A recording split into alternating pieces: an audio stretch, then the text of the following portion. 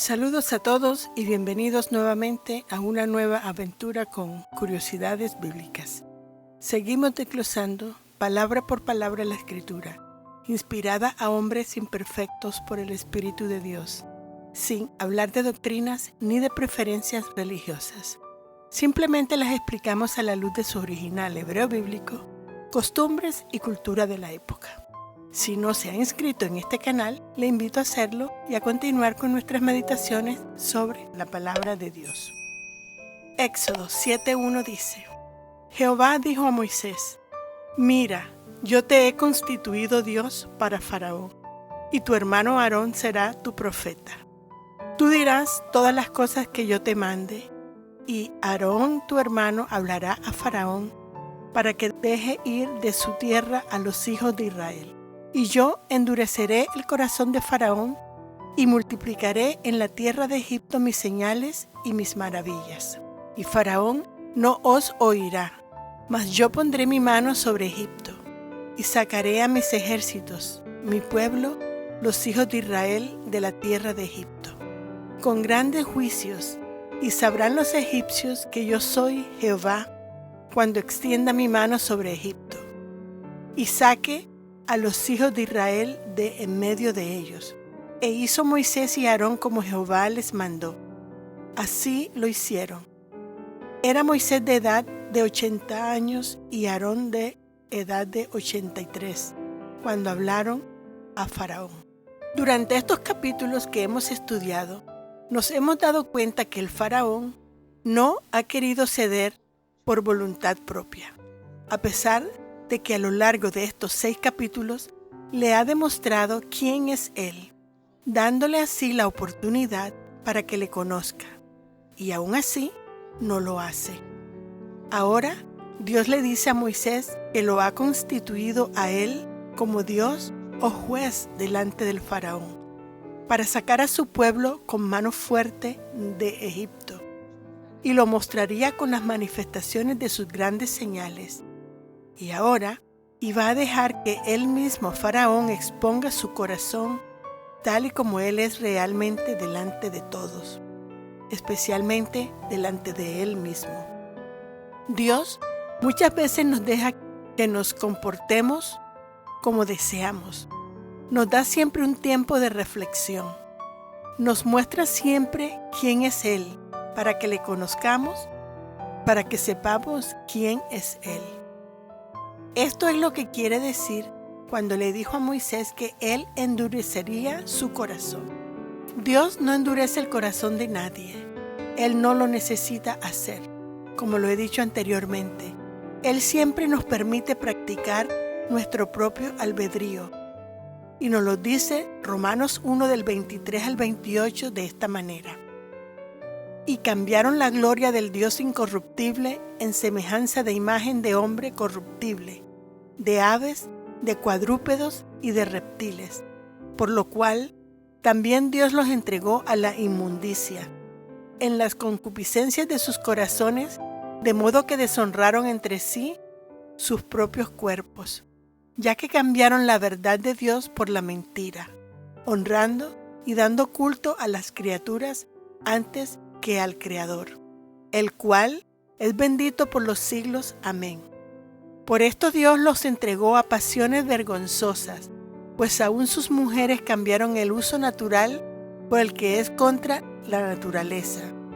Y de igual modo, también los hombres, dejando el uso natural de la mujer, se encendieron en sus lascivias unos con otros, cometiendo hechos vergonzosos, hombres con hombres, y recibiendo en sí mismos la retribución debida a su extravío. Y como ellos no aprobaron tener en cuenta a Dios, Dios los entregó a una mente reprobada para hacer cosas que no convienen. Y esto es lo que le pasó a Faraón por endurecer su propio corazón. Dios le permitirá continuar con su terquedad para que exhiba sus verdaderos colores, conozca su propio corazón. Muchas veces Dios permite que salga a la luz lo que realmente guardamos o escondemos en nuestros corazones, y si insistimos, Él nos abandonará a nuestras pasiones, tal y como lo dice el texto que acabo de leer. Muchas veces Dios permite que salga a la luz lo que realmente guardamos o escondemos en nuestros corazones. Vimos también que el texto dice: mis ejércitos, mi pueblo, los hijos de Israel, de la tierra de Egipto, con grandes juicios. ¿Acaso Dios no solo sacaría a su pueblo? Pues Dios es un Dios de misericordia y Él sacaría a todos los que se unieran a su pueblo. Dios les está anticipando a Moisés lo que sucederá, lo que dirán y la conducta que el faraón tendría. Moisés y Aarón obedecieron, y era Moisés de 80 años y Aarón de 83, dice la Escritura, cuando esto sucedió. Vemos como siempre que a pesar que Aarón es mayor que su hermano, Moisés, la Escritura menciona primero a Moisés por ser el líder escogido. Continuamos. 8:13. Y habló Jehová a Moisés y a Aarón diciendo: si Faraón os respondiere diciendo: mostrad milagro, dirás a Faraón: toma tu vara y échala delante de Faraón, para que se haga culebra. Vinieron pues Moisés y Aarón a Faraón, e hicieron como Jehová lo había mandado. Y echó a Aarón su vara delante de Faraón y de sus siervos, y se hizo culebra. Entonces llamó también Faraón sabios y hechiceros, e hicieron también lo mismo, los hechiceros de Egipto con sus encantamientos. Pues echó cada uno su vara, las cuales se volvieron culebras, mas la vara de Aarón se devoró las varas de ellos. Y el corazón de Faraón se endureció, y no los escuchó como Jehová lo había dicho. Siguiendo las instrucciones de Jehová, Moisés le dijo a Aarón que tirara al piso su vara, y ésta se convirtió en una serpiente. Y al ver el faraón esto, inmediatamente llamó a sus magos, y ellos a su vez hicieron su truco o acto de magia, donde también sus varas se convirtieron en serpientes. Pero la serpiente que salió de la vara de Aarón se comió a la de los magos, demostrando así el poder de Dios. Todos los presentes vieron este acto, y Faraón se enojó mucho más. En el original, para serpiente, usan la palabra tanín, que es una especie de cocodrilo o un tipo de animal mucho más grande e intimidante. Aquí vemos que Dios está atacando directamente a uno de los dioses egipcios y le demuestra que el Dios de los israelitas es más poderoso que el de ellos. Y aún así, Faraón se enoja, pero no deja salir al pueblo, lo cual ya había sido anticipado por Dios a Moisés y a Aarón. Muy importante que tanto Moisés como Aarón tenían ahora más confianza en Dios y obedecieron totalmente, y Dios los respaldó. Como vemos, no debemos fiarnos de los milagros y apariciones o señales, porque el enemigo de nuestras almas utiliza al hombre, también los ejecuta e imita todo lo que Dios hace, o casi todo, o muchas cosas que Dios hace, aunque nunca puede competir con el poder de Dios. Los milagros solo prueban que estamos en la presencia de algo sobrenatural, pero no necesariamente muestran que viene de Dios. Jesús nos dice en Mateo 24:24, porque se levantarán falsos cristos y falsos profetas, y mostrarán grandes señales y prodigios, para así engañar, de ser posible, aún a los escogidos. Debemos pedirle al Señor que nos dé discernimiento para que nadie nos engañe. Continuamos con Éxodo 14:21. Entonces Jehová dijo a Moisés: el corazón de Faraón está endurecido y no quiere dejar ir al pueblo. Ve por la mañana a Faraón. He aquí que él sale al río, y tú ponte a la ribera delante de él, y toma en tu mano la vara que se volvió culebra, y dile: Jehová, el Dios de los hebreos, me ha enviado a ti, diciendo: deja ir a mi pueblo, para que me sirva en el desierto. Y he aquí que hasta ahora no has querido oír. Así ha dicho Jehová: en esto conocerás que yo soy Jehová. He aquí, yo golpearé con la vara que tengo en mi mano el agua que está en el río, y se convertirá en sangre. y los peces que hay en el río morirán, y hederá el río, y los egipcios tendrán asco de beber el agua del río. Y Jehová dijo a Moisés: di a Aarón: toma tu vara y extiende tu mano sobre las aguas de Egipto, sobre sus ríos, sobre sus arroyos y sobre sus estanques, y sobre todos sus depósitos de aguas, para que se conviertan en sangre, y haya sangre por toda la región de Egipto, así en los vasos de madera como en los de piedra. Y Moisés y Aarón hicieron como Jehová lo mandó, y alzando la vara golpeó las aguas que había en el río, y en presencia de Faraón y de sus siervos, y todas las aguas que habían en el río se convirtieron en sangre. Asimismo los peces que habían en él murieron, y el río se corrompió, tanto que los egipcios no podían beber de él, y hubo sangre por toda la tierra de Egipto. Siguió el faraón empecinado en su propia voluntad, porque no le da la gana de dejar salir a su pueblo, y continúa negándose. Y Hebreos 3:15 nos dice: entre tanto que se dice, si oyereis hoy su voz, no endurezcáis vuestros corazones, como en la provocación. Y continúa diciéndole Dios a Moisés que espera al faraón. Pero Moisés tiene una actitud de completa obediencia y le dice al faraón exactamente lo que Dios le ordena. Y le dice que el Dios de los hebreos dice: deja ir a mi pueblo para que me sirvan en el desierto. Ya hemos visto que es en el desierto que mientras estamos en él es que adoraremos a nuestro Dios, y al adorarle le serviremos, ya que el servir a Dios es parte de la adoración. Y hasta ahora el faraón no ha obedecido la orden del Dios de los hebreos. Por lo tanto, dice Moisés que golpearé las aguas y ellas se convertirán en sangre, y todos los peces en él morirán. Y al morir los peces sucederían dos cosas: no habrá peces para alimentarse, y por esta causa las aguas hederá a podrido y tendrán asco de beberla, porque Moisés les dijo también a Aarón que tocaran todos los depósitos de aguas, estanques y las aguas en que estuvieran las copas de beber, y también se convertirían en sangre.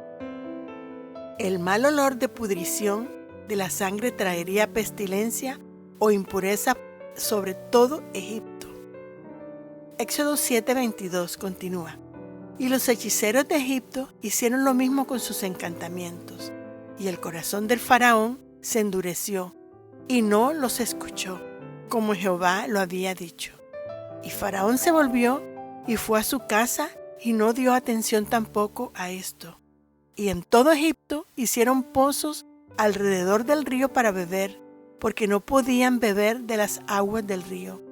Y se cumplieron 7 días después que Jehová hirió al río. Habiendo sido testificado este acto por todos los que estaban presentes, los hechiceros o magos hicieron lo mismo. El faraón estaba tan terco que se fue a su casa como si nada hubiese sucedido, a pesar que este golpe de la sangre estaba en todas las aguas de Egipto, y por un espacio de 7 días. 7 días, tiempo de oportunidad que Dios dio para que se volvieran a Él y se arrepintieran. ¿Qué lección podemos aprender de esto? Primero, vemos que Dios le dijo que sacaría a su pueblo con grandes juicios, su principal fuente de ingresos y de alimenticios, lo que le daba la seguridad económica al país, lo convirtió en sangre. Donde uno de sus antepasados, muchos años atrás, había ordenado tirar a todos los niños varones hebreos al río Nilo para que perecieran. Ese río que había sido testigo del derramamiento de tanta sangre inocente, ahora precisamente Dios usa al mismo Moisés que había sido rescatado de la muerte en ese mismo río por una princesa egipcia. A ese mismo niño Dios ahora estaba usando para traer juicio y justicia, no solo al faraón, sino a sus dioses. Dios vengó la muerte de todos aquellos niños, que fue un total desastre.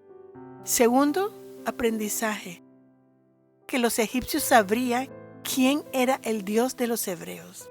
Ellos tenían varios dioses encargados de proteger al río Nilo y a todo Egipto. Y Dios los burló a todos, porque esos dioses no pudieron proteger al río Nilo del poder de Jehová, y lo convirtió en sangre. Tercer aprendizaje, a los hechiceros del faraón, Jehová les permitió que replicaran la conversión de las aguas en sangre, haciendo así que ellos mismos se dieran cuenta que los poderes del Dios de los hebreos era mucho mayor que el de ellos, que no había competencia, lo cual le comunicaron a su faraón, y a él su corazón se le endureció aún más. Para el faraón esto era una gran guerra de poder, y digo guerra porque al faraón oponerse a los planes divinos, demostró a su pueblo que el Dios de los hebreos tenía cuidado de ellos, cosa que él no podía hacer. Pero el faraón no lo pudo ver así por causa de su orgullo y de su terquedad. Pero Dios quiso dar al faraón una lección de su poder y de misericordia a la vez, haciendo que todas las aguas visibles y usables se convirtieran en sangre, pero en su misericordia no tocó las fuentes de las aguas del río, de manera que cuando los egipcios cavaron a sus orillas, pudieron obtener agua fresca para poder beber. No solo veo la venganza de Jehová, sino que también veo su ternura. Y esto toca de una manera muy especial mi corazón, porque veo y siento muy dentro de lo más profundo de mi corazón que su amor es más poderoso que toda la ira que él pueda tener. Dios estaba dejando una puerta abierta para el pueblo, porque era sabido que el faraón ya no iba a cambiar, porque su corazón estaba totalmente endurecido. Para él valía más su ego que el sufrimiento de su pueblo, y el pueblo observaba y sufría. Dios no quiere que nadie perezca, Él quiere que todos sean salvos. Dios también nos ha hecho como a Moisés y a Aarón, sus representantes. Somos cartas abiertas de Dios. El que ve nuestras obras justas estarán viendo al mismo Dios. Segunda de Corintios 3, 2, 4. En Segunda de Corintios 5, 20 dice: por tanto, somos embajadores de Cristo. Somos como si Dios rogara por medio de nosotros. En nombre de Cristo os rogamos, reconciliaos con Dios. Muchas veces endurecemos nuestros corazones y no queremos ver la verdad de Dios, que nos muestra delante de nuestros propios ojos. Es decir, nos aferramos a nuestras propias opiniones y creencias, y entre más oídos sordos nos hagamos, más duro se pondrá nuestro corazón. Y esta posición es fatal, y ante esta situación, nada ni nadie nos puede ayudar. Meditación. Por favor, no hagamos como el faraón en darle la espalda a los mensajes que Dios nos envía, ignorándolos como si no viniera de parte de Él. Ni tampoco hagamos como el pueblo de Egipto, que prefirieron cavar pozos alrededor del río para poder sacar agua y beber antes de volverse al Dios de los hebreos. Muchos hacemos lo mismo. Cavamos pozos espirituales alrededor de la misma palabra de Dios, alrededor de la misma fuente de Dios, para saciar la sed espiritual que tenemos, bebiendo agua de pozos extraños, de falsas enseñanzas. Pero recuerden, están cavando en pozos laterales. No es lo mismo que beber del mismo río, porque no nos podemos envenenar o contaminar. Así pues que debemos examinarnos cómo están nuestros corazones. ¿Está nuestro corazón endurecido? Examinémonos. Tómese el tiempo de leer, de estudiar, instrúyase, déjese inspirar por Dios e inspire al mundo de su alrededor. Así vivirás experiencias inexplicables. Atrévese. Y no olvide que nadie le lea las Escrituras. Léalas y escudriñelas usted mismo. Que nadie le cuente. Solo se las confirme. Regálame por favor un me gusta que no cuesta nada. Suscríbete si te gustó lo que escuchas. Si aún no lo has hecho, déjame un respetuoso mensaje o comentario, los cuales te prometo contestar. Comparte este mensaje. Bendiciones. Shalom. Shalom.